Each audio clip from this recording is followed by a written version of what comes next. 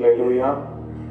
கிறிஸ்துவில் அன்பானவர்களே, இந்த அருமையான நாளிலும் திருச்சபை நமக்கு கொடுத்திருக்கிற ஒரு தலைப்பு இந்த நாட்களிலே பாவ சுமையிலிருந்து விடுவித்தல்.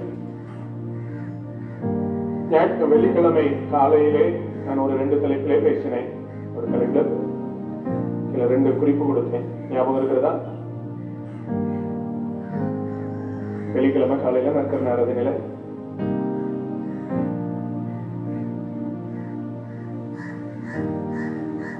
எழுதி வச்சிருக்கீங்களா? வீட்டுல வச்சிருந்தீங்களோ? வெறுத்து விடுதல். எதையெல்லாம்? உயிரை வெறுத்தணும், உள்ளவைகளை உரியவர்களை வெறுத்து விடணும். இன்றைய நாளிலே பாவ சுமையிலிருந்து விடுவித்தல். பாவ சுமையிலிருந்து விடுவித்தல்.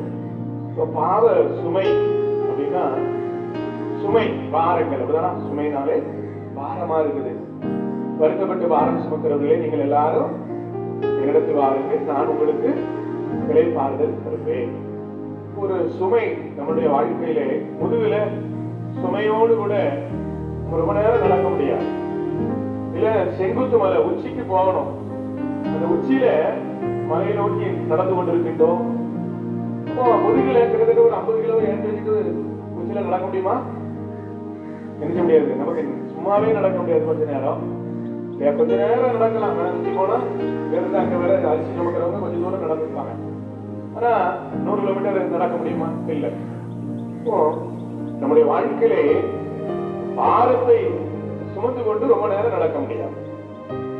நல்லா புரிஞ்சுக்கிறீங்க. அப்போ அதே மாதிரி பாவமும் பாரம் மாதிரி அதை சுமந்து கொண்டே வாழ்க்கையை நினைக்க முடியாது, நடத்த முடியாது. அப்போ பாரத்தை இறக்கி வைக்கணும். பாரம் நம்மகிட்ட இருந்து விலகணும். மலை உச்சிக்கு போய் சுமந்துக்கிட்டே போறாங்க. அந்த சுமை இல்லாம மாலைக்கு ஏறா என்ன செய்யும்? எளிதா இருக்கும் இல்லையா?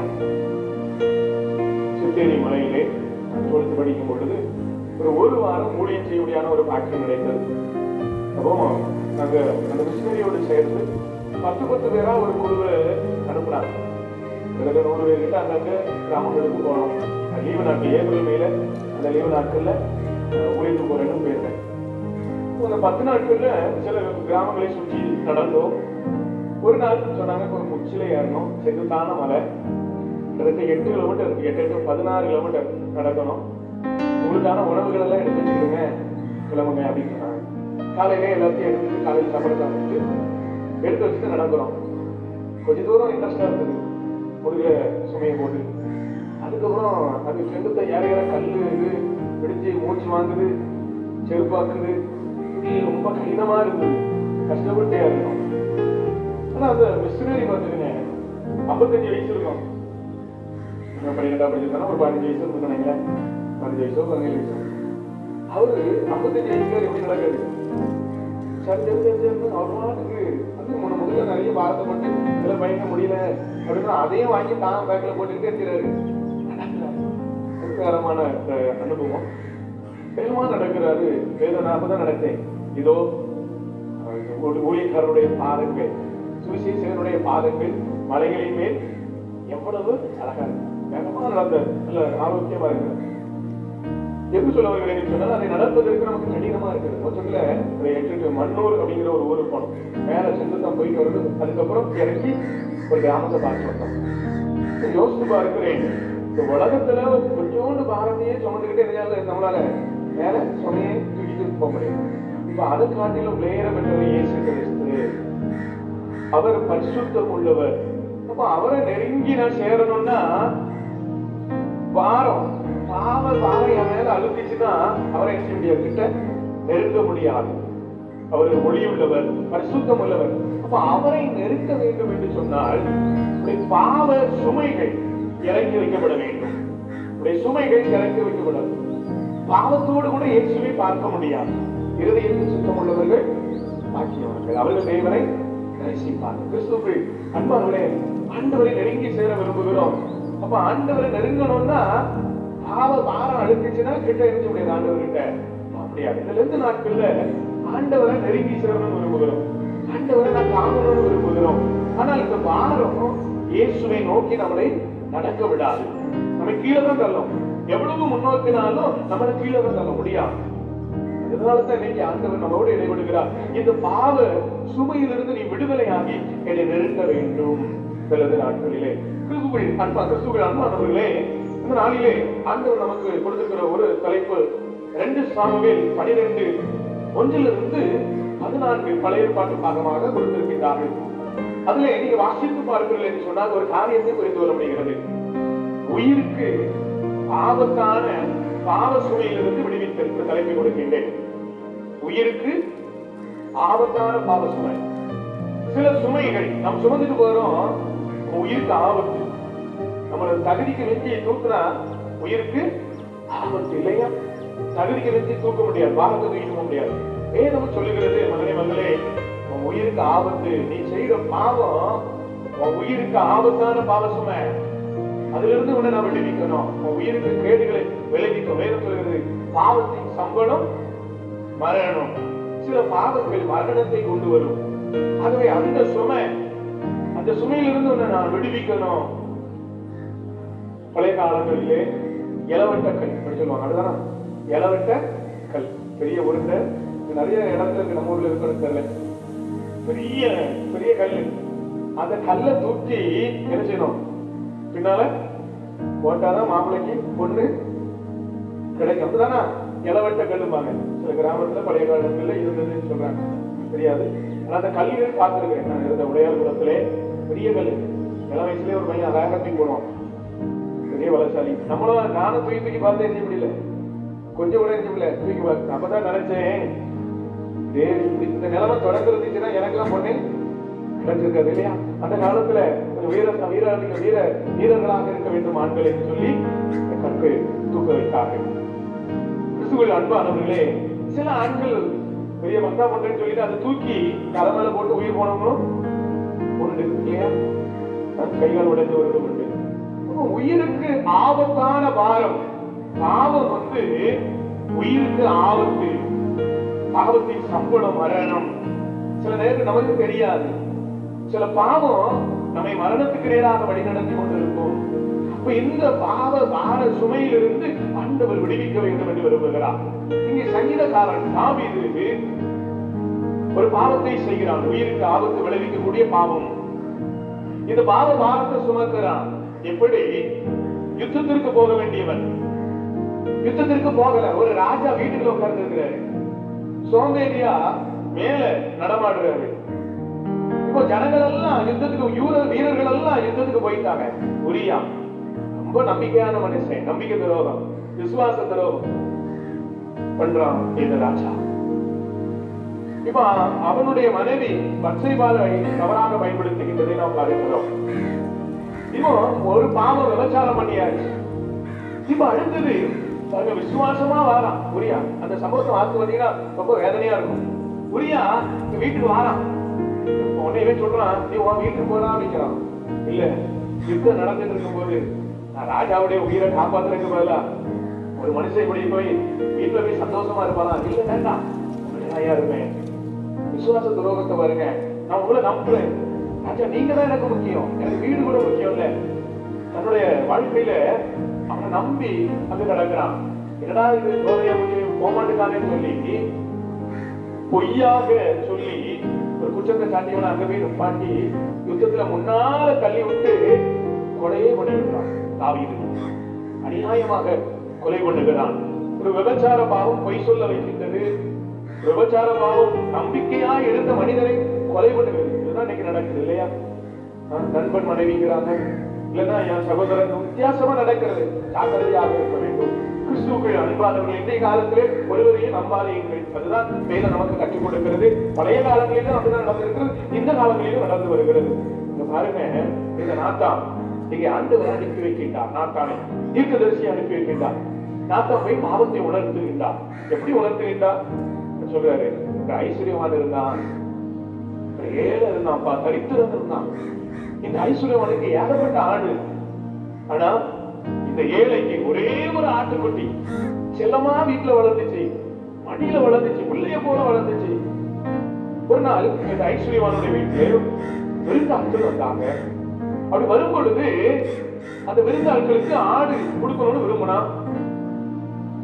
வீட்டுல உள்ள 100 ஆட்டுல ஒண்ணு எடுக்காம அந்த ஏழை மகனுடைய கரித்திரனுடைய வீட்டுல செல்லமா வளர்ந்து கொண்டிருக்க அந்த ஆட்டை பிடிக்கிட்டு வந்து கொடுத்தாப்பா அப்படின்னு ஒண்ணு ராஜாவுக்கு யோக்கியருக்கு கோபம் சொன்னாரு. அது யாரு? உடனே அவன் என்ன செய்யணும்? இப்படி செய்யற மனுஷன் மரணத்துக்கு பாத்திரவான். தான் செய்த நிலைமை எனக்கு தெரியல, தான் செய்த பாவம் உனக்கு தெரியல, ஆபத்தான பாவம், மரணத்திற்குரிய பாவம். இப்ப ஆண்டவர் அவர் தீர்க்கதரிசி உணர்த்துறாரு, எப்பா அந்த மனுஷன் யாருதான்? நீதான் மரணத்துக்கு பாத்திரவான். நீ செய்த பாவம் உனக்கு மரணத்தை கொண்டு வந்து இருக்கணும். எதை நாம் பார்க்கிறோம்? வெளிப்படுத்துற விசேஷத்துல விபச்சாரம் செய்கிற வேசித்தனத்தை குறித்து ஆண்டவர் பேசும்போது சொல்லுகிறார், கட்டில்களை ஆக்குவேன், கட்டில்களை ஆக்குவேன் சொல்லுகிறார். கிறிஸ்துவின் அன்பானவர்களே, இங்கே பாவம் மரணத்தை கொண்டு வந்திருக்கணும். இப்ப தாவீது உடனேதான் உடனே ஓடுறான், ஆண்டவருடைய சமூகத்தை தேடி ஓடுகிறான். இதுல இருந்து நாட்கள் அதுதான் புரிஞ்சுக்கிடுங்க. இன்னைக்கு நாம் செய்திருக்கிற பாவம் நமக்கு மரணத்தை கொண்டு வந்திருக்கும், நம்முடைய குடும்பத்திற்கு மரணத்தை கொண்டு வரும். ஆகவேதான் ஆண்டவருடைய சமூகத்துல இந்த பாவ பாரத்திலிருந்து எனக்கு விடுதலை வேணும் ஆண்டவரே, வண்டிங்க ஆண்டவரே. அதுக்குதாங்க இந்த லெந்து காலம். இயேசு கிறிஸ்து நம்முடைய பாவங்களை சுமந்து இருக்கிறபடினா எளிதாக விடுவித்து விடுகிறார். என் குடும்பத்தை அந்த சாபம் தொடரக்கூடாது. தாவீது அழுகிறான், ஆண்டவருடைய சமூகத்திலே அழுகிறான். அவனுடைய மகனை ஆண்டவர் அடிக்கின்றார். அது ஒரு மோசமா இருக்குது, கேவலமா இருக்குது, வியாதி பட்டு கேவலமா இருக்குது. அழுகிறான், ஆண்டவரே இந்த மன்னிங்க ஆண்டவரே. அதனாலதான் 51ஆம் சங்கீதம் என்னால வாசிக்கிறோம் இல்லையா? முழங்கால் இந்த தேவனே ஆவியாக மேல் கிருபையா இருந்தது போல நம்ம வாசிக்கிறோம் இல்லையா? எனக்கு இறங்கும் ஆண்டவரே, என்ன மன்னிங்க, எனக்கு சந்தோஷத்தை தாங்க ஆண்டவரே, என் பாவத்தை மன்னித்து, என் தேவரே என் பாவத்தின் தோஷத்தை மன்னித்து, இப்படிலாம் நம்ம ஜெபம் ஏறெடுக்கிறோம். கிறிஸ்துவின் அன்பானவர்களே, தாவீது அழுகிறான், கர்த்தருடைய சமூகத்துல மன்னிப்பு கேட்கிறான், என்னை மன்னிச்சிருக்க அழுகிறான். இந்த நாட்கள் அதுக்குதான், இந்த நாட்கள் அதுக்குதான். நல்லா புரிஞ்சுக்க, நம்முடைய செய்கிற பாவம் நமக்கு தெரியாது, மரணத்தை கொண்டு வரும். அப்போ இந்த நாட்களிலே ஆண்டவர் சொல்கிறார், இந்த பாவ சுமை நம்முடைய உயிருக்கு ஆபத்தை விளைவிக்கின்ற இந்த பாவ பார சுமையிலிருந்து விடுவிக்கும்படியாக அழ வேண்டும். அழுதாலும் கடைசியில என்ன நடந்துச்சு? பழைய ஏற்பாட்டுப்படி தண்டனை உண்டு கண்டிப்பா. அவனுடைய மகனை ஆண்டவர் நினைச்சிருக்காரு, உன் உயிரை நான் பாதுகாத்துக்கிறேன், உன் மகனை நான் எடுக்கிறேன் ஆண்டவர் நினைச்சிருக்காரு. தவறாக பிறந்த குழந்தையை அடிக்கிட்டார். கிறிஸ்துக்குள் அன்பானவர்களே, அதே நேரத்துல நம்ம புரிந்து கொள்ள வேண்டியது, ஆண்டவருடைய சமூகத்துல என்ன காப்பாத்துக்கப்பா, என் உயிரை சேதப்படுத்துகின்ற பாவத்திற்கு விலக்கி காத்து கொள்ளுங்க. இரண்டாவது பாத்தீங்கன்னா மார்க் 2ஆம் அதிகாரம் 1ஆம் வசனத்திலிருந்து 12வது வசனம் வரை வார்த்தை பாத்தீங்கன்னா, இப்ப இந்த பாவ சுமையிலிருந்து இயேசு கிறிஸ்து நல்லா புரிஞ்சுக்கிடுங்க. இயேசு கிறிஸ்து இந்த நாட்கள், அதான் 2 நாட்கள், இயேசு கிறிஸ்து உங்களுக்காக எனக்காக சிலுவையில் அடிக்கப்பட்டபடியினாலே இந்த பாவம் மரணம் என்பவர்களின் பிரமாணத்தில் இருந்து உங்களுக்கு எனக்கு ஒரு விடுதலை. அதுதான் சாத்தியம். இயேசு சிலுவையில மட்டும் அடிக்கப்பட்டு அவர் உயிர்த்தளவில் மரித்து உயிர்த்தலாவிட்டால் நம்ம யாருக்கும் விடுதலை கிடையாது, இந்த உலகத்திற்கு விடுதலை கிடையாது. இன்றைக்கு மனுஷன் செய்கிற பாவத்துக்கு உடனே மரணம் வந்துகிட்டே இருக்கணும். இயேசு மரித்ததுபடினாலே நீங்களும் நானும் மரிக்காம இருக்கிறோம், உயிரோடு இருக்கிறோம், நம்முடைய உயிருக்கு ஆபத்து இல்லாம இருக்கிறது. ஆனாலும் ஆண்டவர் சொல்கிறார், நீ அப்படியே துணிகரமா இருக்கக்கூடாது. ஆண்டவருடைய சமூகத்துல மன்னிச்சுக்கிட்டுங்கப்பா, இறக்கம் பாராட்டுங்கப்பா, என் உயிர் உங்க பார்வையில பிரீதியா இருக்கட்டும், என் பிள்ளைகளுடைய உயிர் உங்க பார்வையில பிரீதியா இருக்கட்டும். அன்பானவர்களே, இப்ப பார்க்கிறோம், உடலுக்கு ஆபத்தான பாவ சுமையிலிருந்து விடுவித்தல். இரண்டாவது, முதல்ல சொன்ன உயிருக்கு ஆபத்தை விளைவிக்கிற பாவத்திலிருந்து ஆண்டவர் விடுவிக்கிறார். இரண்டாவது, உடலுக்கு ஆபத்தை விளைவிக்கக்கூடிய பாவம். நம்ம பார்க்கின்றோம். பார்க்கும் பொழுது இந்த பாவ பாரம் சொன்னேன், ரொம்ப பாரத்தை நம்ம ஏற்றிக்கிட்டே இருக்கும் பொழுது பாவத்துக்கு மேல பாவம், பாவத்துக்கு மேல பாவம் செய்யும் பொழுது நம்முடைய சுமை அதிகமாகிறது. சுமை அதிகமாகும் போது நல்லா யோசிச்சு பாருங்க, 50 கிலோ சமக்க வேண்டிய 100 கிலோ சமந்தாருன்னா செத்து போவோம் இல்லையா? இப்போ பாவம் அதிகமாக மனுஷன் செத்துவோம். இப்போ அதே நேரத்துல சிலருக்கு தூக்கும் போது தவறா தூக்கி கையை கால உடைக்கிறோம். இப்ப அதே போலதான் இந்த பாவம், சில பாவங்கள் நமக்கு சேதத்தை விளைவிக்கிறது, நம்முடைய உடலுக்கு நோய்களை கொண்டு வருகிறது. நமக்கு தெரியாது, சில உயிருக்கு ஆபத்தை கொண்டு வருகிறது, சில பாவங்கள் நம்முடைய உடலுக்கு நோய்களை கொண்டு வருகிறது. நல்லா புரிஞ்சுக்கிடுங்க. அப்ப இதுல இருந்து ஆண்டவர் விடுவிக்கணும். உடலுக்கு ஆபத்து. இங்க ஒரு மனுஷன் இருக்கிறார், திமிர்வாதக்காரன். அப்படின்னா என்ன அர்த்தம்? ரொம்ப திமிரா இருப்பாரோ? திமிர்வாதக்காரனா யாரு? பக்கவாதம். திமிர்வாத காரியங்கிறது பக்கவாதம். 2 அட்டாக் இந்த உலகத்துல மோசமானது. மனுஷன் பயப்படுறது. ஒண்ணு ஹார்ட் அட்டாக், ரெண்டாவது பிரெயின் அட்டாக். இல்லையா? Brain attack. அந்த பிரெயின் அட்டாக் ஆகும்போதுதான் மூளை பாதிக்கப்படும் பொழுதுதான் கைகால வச்சிருக்கு. இப்ப இந்த மனிதனுக்கு மூளை பாதிக்கப்பட்டு பிரெயின் டியூமர் இருக்காங்க, மூளையில கட்டி. என்னுடைய தாயாருக்கு மூளையில கட்டி வந்து அதனுடைய பிரதான கிருபை மட்டும் ஆண்டவர் நடத்தி வருகிறார். கிறிஸ்துவுக்குரிய அன்பானவர்களே, இந்த மூளையில கட்டி வரும் பொழுது கை கால் இழுத்து வைக்கிறது, வாய் கோணி விடுகிறது. இல்லையா? இப்ப இந்த மனிதனை ஆண்டவர் பார்க்கின்றார். இந்த பக்கவாதத்தில் பாதிக்கப்பட்ட மனிதன் 4 பேர் சுமந்து கொண்டு வராங்க, ஆண்டவரத்துல கொண்டு வராங்க. நாம சில ஆண்களை ஆண்டவரத்துல கொண்டு வருவோம். இப்ப ஒரு இடத்துல ஜோம் பண்ண போனோம், ரொம்ப நேரம் 5 நினைச்சிடுவோம், வாங்க நாளைக்கு பார்த்துக்கிற முடியல, இன்னைக்கு சந்திக்க முடியல. இந்த ஆட்கள் விடல, அந்த மேல திறப்பாக்கி அது கீழே இறக்கி ஆண்டவருக்கு அவங்க விசுவாசத்தை பார்த்துச்சு.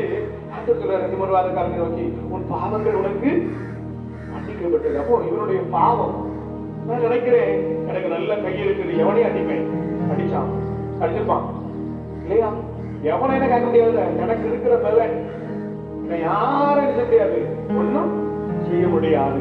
என்னோடு இருந்த ஒரு நண்பன் அடிக்க சொல்லியிருக்கான், பெரிய ரவுடியாக வாழ்ந்தவன், ஒரே ஆளு. நாங்க 5ஆம் படிக்கும் 35 வரை அடிப்பான். அவ்வளவு ஒரு தைரியசாலி, பலசாலி. கடைசியில கைகால எப்படி கட்டுப்பட்டு இருக்கக்கூடிய ஒரு சூழ்நிலை. கிறிஸ்துவுக்குரிய அன்பானவர்களே, நீங்க அதே போலதான் எனக்கு கை இருக்குது, எனக்கு காது இருக்குது, எனக்கு நான் தான் பெரியாது அப்படின்னு நினைச்சு கண்டா அவன் மூளையில பாதிக்கப்பட்டுட்டான்.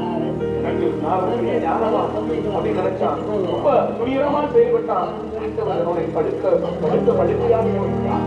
நீ நடந்துட்டு போனோம், யாருக்கா படுக்கிற துன்பம் போனோம், நீ படு அப்படின்னு அவரை படுக்க வைத்து விட்டான். இப்ப இவனுடைய வியாதிக்கு காரணம் இவன் பாவம். இப்ப ஆண்டவர் இந்த பாவத்தை மன்னிக்கிறார். அவனே உன் பாவங்கள் உனக்கு மன்னிக்கப்பட்டது என்று வியாதியிலிருந்து சுகம் எடுக்கிறார். கிறிஸ்துவுக்கு அன்பானவர்களே, 2வது நான் முதல்ல உயிருக்கு பாவத்தை விளைவிக்கின்ற பாவத்திலிருந்து ஆண்டவர் பாவ சுமையிலிருந்து நம்மை விடுவிக்கின்றார். 2வது நம்முடைய உடலுக்கு நோய்களை கொண்டு வரக்கூடிய, வியாதிகளை கொண்டு வரக்கூடிய நாம் பாவங்களை செய்து அந்த சுமையோடு வாழ்ந்து கொண்டிருக்கின்றோம். இந்த பாவத்தை ஆண்டவர் மன்னிக்கிறார். வேதத்தில் பார்க்கும் பொழுது ஆண்டவர் வசனத்தை அனுப்பி நோய்களை குணமாக்குகிற ஆண்டவர். அப்ப வசனத்தை அனுப்புகிறார், பாவங்களை மன்னிக்கிறார், நோய்களை குணமாக்குகிறார். இப்போ பாவம் மன்னிக்கப்பட்ட உடனே வியாதி குணமாகி விடுகிறது.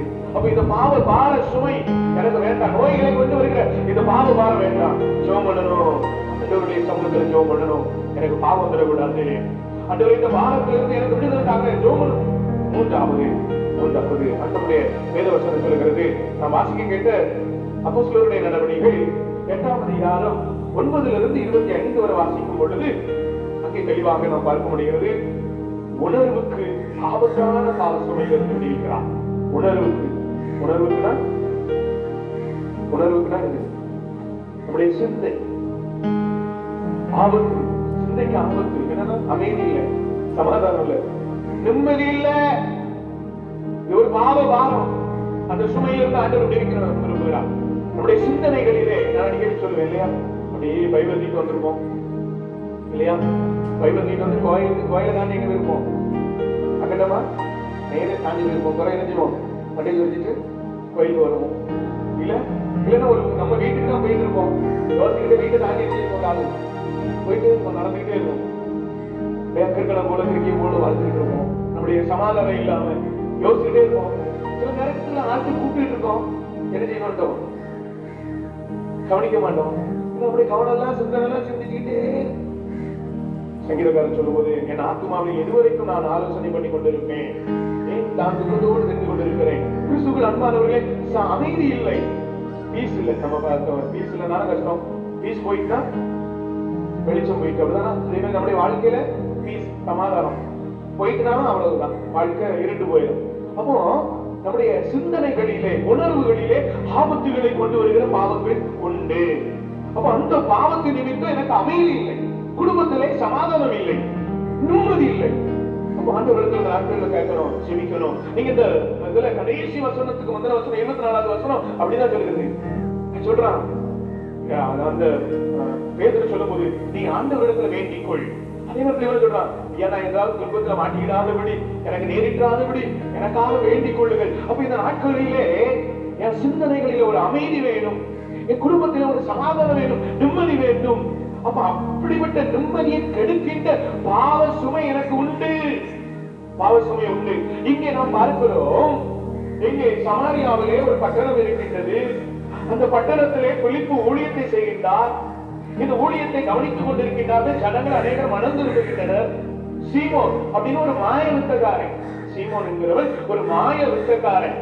மாயமான வாழ்க்கை ஊழியர்களுக்குள்ளும் இருக்கின்றது, விசுவாசிகளுக்குள்ளும் ஒரு மாய வித்தை. அவன் மாயத்தை தன்னை ஒரு பெரியவன் என்று சொன்னான். அதான் பெரியவன், அதான் பெரியவன் அப்படின்னு சொல்லி தன்னை பெரியவன் ஆக்கி கொண்டான். தற்பெருமை, தன்னை மிஞ்சின பெருமை. என்னாலதான் என்னாலதான் என்னாலதான் எல்லாம் என்னாலதான் என்ன அப்படின்னு மக்களை ஏமாத்தி பிரமிக்க பண்ணினானாம். தன்னை ஒரு பெரிய சக்தி என்று ஜனங்களை சொல்லி என்ன வைத்தான். அவருடைய எண்ணங்களிலே தன்னை ஒரு பெரிய ஆள். நேபுகாத்நேச்சர் அப்படிதான் நினைச்சான். நாகண்டீன பாபிலோன் சிந்தனைதான் யோசித்தான், மிருகமாக மாறிவிட்டான். கிறிஸ்துவின் அன்பானவர்களை நாம் ரொம்ப யோசிக்க வேண்டிய ஒரு காலத்திலே இருக்கின்றோம். அதே நேரத்தில் சவுலை பார்க்கின்றோம். சவுல் யோசிக்கின்றான், தன்னை பெரியாராக்கி கொண்டிருக்கின்றான். கர்த்தருடைய வார்த்தைக்கு கீழ்ப்படியல. அவனுக்குள்ள ஏவி விடப்பட்ட ஒரு பொல்லாத ஆவி, அந்த ஆவி அவனுக்குள்ள வந்தபடினால அவனுக்குள்ள கலக்கம். சில நேரங்களிலே நமக்கு கலக்கம் ஏன்? புரிந்து கொள்ளுங்கள், ஆண்டவருடைய வார்த்தைக்கு கீழ்ப்படிவதில்லை.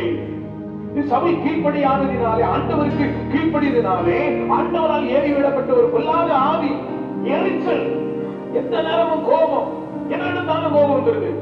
யோசிக்கணும். சில நேரங்களில நான் கோபப்படும்போது யோசிக்கிறேன், ஆண்டவரே எனக்கு பொல்லாத ஆவி வந்துடக்கூடாது. யாருக்கும் வருவது வாய்ப்பு இருக்கு. ஆண்டவர் பேதுருவே பார்த்தாரு, பேதுருவே சொன்னாரு, எனக்கு பின்னாலமோ சாத்தானா இருக்காரு. அப்ப சாத்தான் யாரனாலும் ஏமாத்துறதுக்கு வாய்ப்பு இருக்கிறது. கிறிஸ்துவுக்கு அன்பானவர்களே, ஆண்டவர் சொல்லும்போது சொல்லுகிறார், நீ தேவனுக்கு ஏற்றவைகளை சிந்தியாமல் மனுஷருக்கு ஏற்றவைகளை சிந்தித்துக் கொண்டிருக்கின்றாய். மனுஷருக்கு ஏற்றவைகள் எவைகள்? உலகத்துல பாடே இருக்க கூடாது. இயேசு கிறிஸ்து அதான் சொன்னாரு. என்ன சொன்னாரு? நான் பாடுபட போகிறேன், நான் மரிக்க போகிறேன்.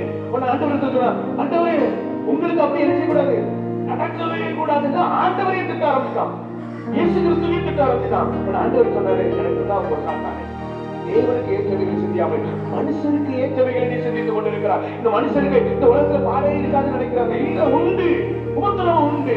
நல்லா புரிந்து கொள்ளுங்கள். கிறிஸ்துவுக்கு அன்பானவர்களே, அவைகளின் மத்தியிலும் ஆண்டவர் நம்மோடு கூட இருந்து சமாதானமாய், கம்பீரமாய், தைரியமாய் நடத்துவார். வேதவசனம் சொல்கிறது, நீதிமான்கள் சிங்கத்தை போல எப்படி இருப்பாங்க? தைரியமா இருப்பாங்க. எப்பேற்பட்ட சூழ்நிலையும் கலங்கவே மாட்டாங்க. இப்ப ஒரு கலக்கத்தின் ஆவி ஆண்டவருக்கு கீழ்ப்படியதுனாலே இவனை கலக்கப்படுத்தியது, இவனை கோபப்படுத்தியது. டென்ஷன், தூக்கலாம டென்ஷன் ஆகிறோம். யோசித்து விடணும், எனக்கு அந்த கோபம் வந்துடக்கூடாது, என்னை விடுவீங்க. இந்த 2 நாட்கள் அதுக்குதான், ஏன்னா அந்த கோபத்துல இருந்து விடுவீங்கப்பா, எனக்கு சமாதானத்தை தாங்க. என் வீட்டுக்குள்ள என் கணவர் கோபத்தோடு இருக்கின்றார்கள், என்னுடைய மனைவி கோபத்தோடு இருக்கின்றார்கள், என் பிள்ளைகள் கோபத்தோடு இருக்கின்றது. வேண்டாண்டவரே, இந்த வருஷத்துல ஒரு ஜெகங்கிற ஒரு நம்ம பிள்ளைங்களை நல்லா புரிஞ்சுக்கிடுங்க, கவனமா பார்த்துடுங்க. பிசாசு அவனுக்குள்ள செல்போன் மூலமா வந்துடும் அப்படின்னு சொல்லிட்டு அவர் சொல்றாரு, என் பிள்ளை நல்ல பிள்ளை இருக்கிற நீங்க அவன் செல்ல பிடுங்கி பாருங்க, பார்க்கலாம். செல்ல பிடுங்கி பாருங்க, பயங்கர கூப்பிடான். இதுல வேற நம்மளே நாம வச்சுக்கிறோம். என் பிள்ளைக்கு ரொம்ப கோபம் வரும், ரொம்ப கோபம் வரும். நம்மளே நம்ம பிள்ளைகளை ஏமாத்தி இருக்கிறோம். அதுவே கவனமாக இருக்கு சொல்கிறார். ஆக மொத்தத்துல சின்ன வயசுலயே அவனை கோபக்காரனாக வளர்க்கிட்டோம் பிசாசு அவனுக்கு புகுந்து விடுகிறது. சில நேரங்களிலே நம்முடைய வாழ்க்கையிலே பிசாசு நம்மை அறியாமலே நம்மை பாதிக்க வைத்து, நம்ம சாதாரண கத்தி கத்தி நமக்கு கோபம் வந்து பேசி பேசி நம்ம தெரியாம நம்ம மோசமான சூழ்நிலைகளுக்குள்ளே கடைசியில் என்ன ஆயிருந்தா நம்முடைய மூளையில சிந்தைகளில பாதிக்கப்பட்டுரும். கடைசியில் உண்மையாகவே கல்விகாரனை கொடுத்ததிலே அடையக்கூடிய நிலைமை வந்துவிடும். கிறிஸ்துவுக்கு அன்பானவர்களே, ஆண்டவர் சொல்கிறார், இப்படிப்பட்ட பாவ சுமையிலிருந்து நீங்க விடுவிக்கப்படணும்.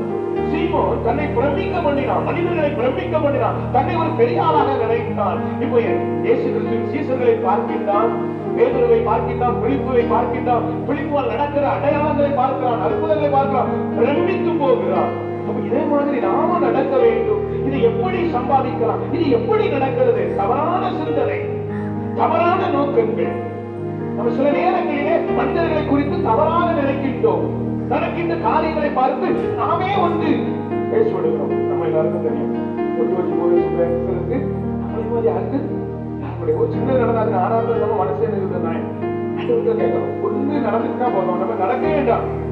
ஒரு ஆள் வீட்டிலே செய்யக்கூடாது, ஒரு ஆள் வீட்டுல போயிடக்கூடாது. ஐயோ ஆள் போறாங்க, நம்மளை பற்றிதான் என்ன போறாங்க, தப்பா பேசிட்டு போறாங்க. வெளியே வந்தாலும் சரி என்ன பேசினாங்களோ தெரியலையே, அது குறித்து யோசிச்சு நம்ம மோசமாயிரும், நம்ம மோசமாயிரும். கிறிஸ்துவுடைய அன்பானவர்களே இல்லை, அப்படி அல்ல. வேத வசனத்தில் உள்ளது, உங்களுடைய நினைவுகள் என் நினைவுகள், உங்களுடைய வழிகள் என்னுடைய வழிகள், மனுஷனுடைய யோசனைகள் வீரென்று கர்த்தர் அறிகிறார். கிறிஸ்துவின் அன்பானவர்களே, உங்களுடைய யோசனைகள் என்னுடைய யோசனைகள் வித்தியாசம். ஒவ்வொருத்தருடைய யோசனைகள் ஆண்டவர் சொல்கிறார், என்னுடைய யோசனைகள் அதிலேயே வித்தியாசம். மனுஷனுடைய யோசனைகள் நாம் யோசித்துக் கொண்டிருக்கிற காரியங்கள் எல்லாம், நாம் பாரப்பட்டுக் கொண்டிருக்கிற காரியங்கள், ஐயோ வீட்டில் இப்படி நடக்குது, ஐயோ நம்முடைய சமையல் இப்படி நடக்கிறது, ஐயோ என் பிள்ளைகளுடைய நிலைமை, ஆண்டுக்குவான நினைவுகள் வீ மகனே மகளே, பாருங்க அந்த பாரத்தை யாங்கிட்ட கொண்டு வந்து இறக்கிறேன். நீ உட்கார்ந்து யோசித்து புலம்பி உனக்குள்ளே துக்கத்தை ஏற்படுத்தி நீ கிறிஸ்தனாய் மாறி போகிறதை காட்டிலும் உன் பாரத்தை யாங்கிட்ட வந்து இறக்கி வச்சுட்டு தைரியமா போயிட்டே இருக்கு. ஒரு நாள் நடப்பிப்பதே நீ அறியாது. நாளைக்கு என்ன, இன்னைக்குள்ள காரியத்தை பாரு, நாளைக்கு வந்து நான் நடத்தி விடுவேன், கவலைப்படாதே என்று ஆண்டவர் நம்மை பார்த்து சொல்லுகிறார். இங்க இந்த சீமோன் ஆனால் தன்னை பெரியவனாக்கி இப்போ இதெல்லாம் பார்த்துட்டு பிரமித்துட்டு இப்ப அற்புத அடையாளங்கள்லாம் நடக்கிறத பாக்குறான். யோவானாரோ பேதுருவால நடக்கிற அற்புதங்களை பார்த்துட்டு சரியா புரியாம தவறா எண்ணிக்கொண்டு பணத்தை கொண்டுகிட்டு வரான். பணத்தை கொண்டுகிட்டு வந்து அந்த பரிசுத்த ஆவியை பெறணும்னு நம்புகிறான். அவருடைய நினைவுகள் வித்தியாசமான பாவ சுமைகளால கட்டப்படுகிறது.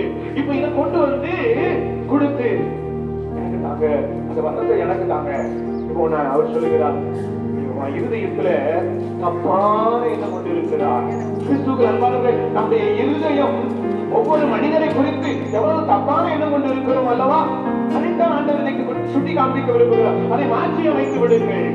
உங்கள் பக்கத்து வீட்டுக்காரர்களை, உன் தகப்பனை, உன் தாயை, உன் கூட பிறந்தவர்களை, உன் வீட்டு பக்கத்தில் உள்ளவர்களை, உன் தெருவில் உள்ளவர்களை, உன் சபையில் உள்ளவர்களை நீ இருதயத்திலே தப்பான எண்ணம் கொண்டு இருக்கிறது என்ன வேண்டாம். அந்த தப்பான எண்ணத்தை விட்டுவிடு. ஆண்டவர் அதைத்தான் சொல்லுகிறார். என்னுடைய பணத்தாலே, என்னுடைய காரியங்களாலே நான் தப்பான எண்ணத்தை நான் எண்ணிக்கொண்டிருப்பேன் என்று சொன்னால், இங்க ஆண்டவர் சொல்லுகிறார், நீ தப்பான எண்ணம் கொண்டிருக்கிறது என்ன, உன்னுடைய இருதயம் கர்த்தருக்கு முன்பாக செம்மையாக இல்லை. இருதயம் மனுஷன் முகத்தை பார்க்கிறான், நான் இருதயத்தை பார்க்கிறேன். இந்த 2 நாட்களிலே தேவ பிள்ளையே நீ செபிக்க வருகிறாயே, உன் இருதயம் எனக்கு முன்பாக செம்மையாக இல்லை. நீ வெளியே நினைச்சுக்கிடலாம், வெளியே உன்னை பெரிய ஆளா காண்பித்துக் கொள்ளலாம், அப்படிதான் ஊழியர்கள் பெரிய ஆளா காமிச்சுக்கிடலாம். மாய்மாலக்காரன் ஊழியக்காரன் அப்பா ஆண்டவர்களே எனக்கு சாட்சி கொடுக்கணும்.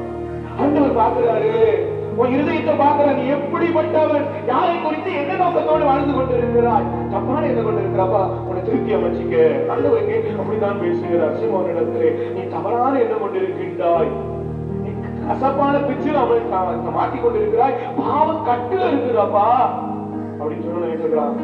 யா எனக்கு தப்பா இதை நடந்துடாதபடி எனக்காக ஜோம் பண்ணிடுங்க, எனக்காக ஜோம் பண்ணிடுங்கன்னு சொல்றான். நீ ஜோம் பண்ணிக்க, ஒருவேளை உன் பாவம் மன்னிக்கப்படும், உன் இருதயத்தின் எண்ணங்கள் மன்னிக்கப்படும்.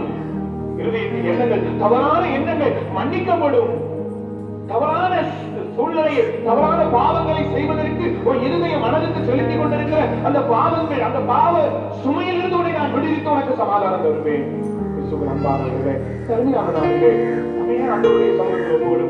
இப்போ உயிருக்கு ஆபத்தான பாவத்திலிருந்து கர்த்தர் என்னை விடுவிக்கிறார், சுமையை இறக்கிறோம். ஆண்டவரை நெருங்கி போற பார்த்தீங்களா, இப்ப நமக்கு உயிருக்கு சேதத்தை கொடுக்கிறது இந்த பாவ பாரத்தை இறக்கி வச்சாச்சு, உடலுக்கு உள்ள சேதத்தை இருக்கிற பாவத்தையும் இறக்கி வச்சாச்சு, என் உணர்வுகளுக்கு பாவம் அதனால வர்ற தண்டனை அதையும் இறக்கி வச்சுட்டேன். இப்ப நான் லேஸ் ஆயிட்டேன்.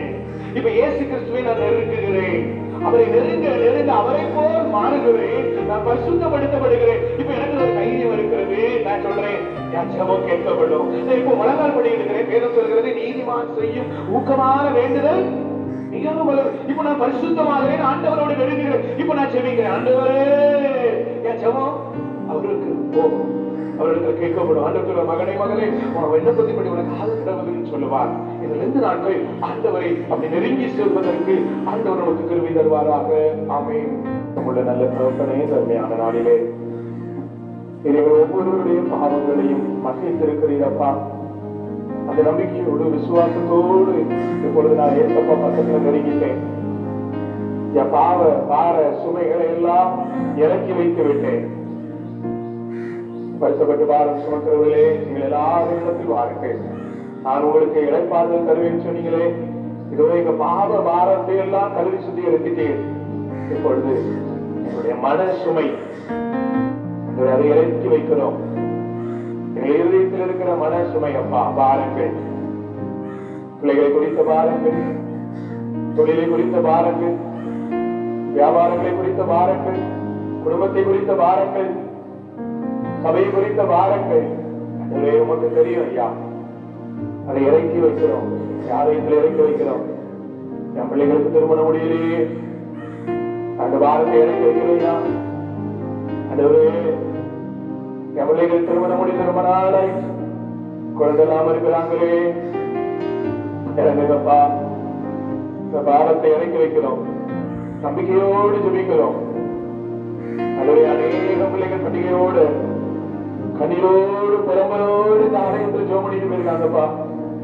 நாங்க எதிர்பார்க்கிறோம், வருகிற வருடத்துல நல்ல செய்திகளை எதிர்பார்க்கிறோம், நம்பிக்கையோடு ஜெபிக்கிறோம் ஐயா. எதிர்காலத்தில் அப்படிப்பட்ட பிள்ளைகளுக்காக பாரத்தோடு ஜெபிக்கிறோம்.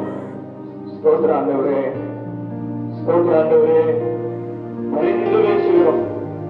எங்க பிள்ளைகளுக்காக பரிந்து பேசுகிறோம் ஐயா. சிலுவையிலே பரிந்து பேசினது போல எங்க பிள்ளைகளுக்காக நாங்கள் பரிந்து பேசுகிறோம் ஐயா. தாவீதின் குமாரனே, எங்க பிள்ளைகளுடைய தொழிலுக்காக பரிந்து பேசுகிறோம். வேலை இல்லாம இருக்கிறாங்களே, பரிந்து பேசுகிறோம் ஐயா.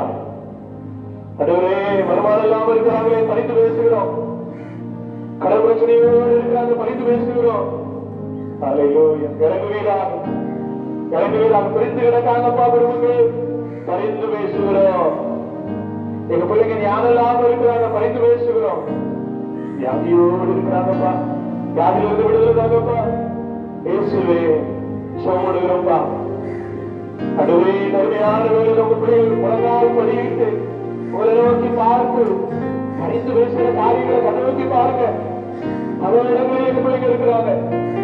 இயேசுப்பா, பல ஊர்கள்ல, இந்த மாவட்டத்தில் பல ஊர்கள் இருக்கலாம்.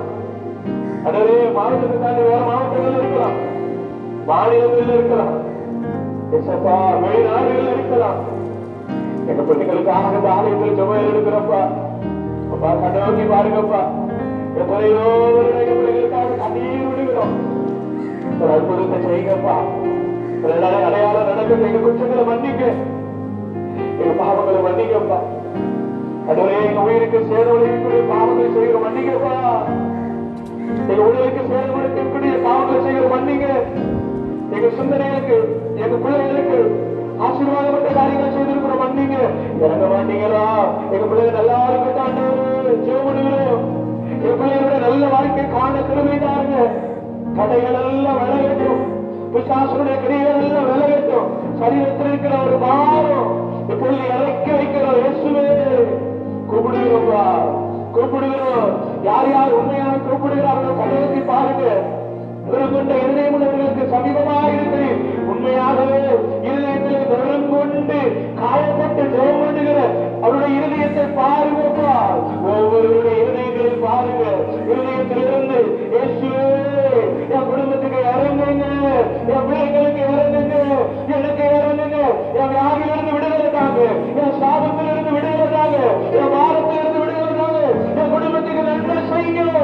தீமைகள் விலகட்டும் இயேசுவின் நாமத்தினால். குடும்பங்களை பிடித்து ஆட்டுகிற வறுமைகள் விலகட்டும் இயேசுவின் நாமத்தினால். ஒரு ஆசீர்வாதம் உண்டாகட்டும் என்று இயேசுவின் உங்க நாமத்தினால ஜெபிக்கிறோம். ஆவியானவரே இறங்கி வாங்க, விடுதலை உண்டாகட்டும். கொள்கிறவரே இன்னைக்கு ஒவ்வொரு பிள்ளைகளையும் தொட்டு பாவத்திலிருந்து, சாபத்திலிருந்து, வியாதியிலிருந்து, வறுமையிலிருந்து இயேசு விடுதலையாக்குவீராக. விடுதலையின் ஆவியானவர், ஆவியானவர் எங்கே உண்டாக விடுதலை உண்டு அல்லவா? சக்தி தெரிந்திருக்கிற பிள்ளைகளை விடுவீங்க. இந்த ஆராதனையோ தேவைய வல்லமை தொழுவாக இயேசுவின் நாமத்தினால். அன்றுவரே பிசாசு பிடிகளில் இருக்கிற மக்களை விடுவீங்கப்பா. ஓ பரிசுத்த ஆவியானவரே, அந்த பிள்ளைகள் மேலே இறங்கி வாங்கப்பா. விடுதலை விடுதலைக்கும் இயேசு விடுதலையாக்குகிறவர் என்பதை விடுதலைபடி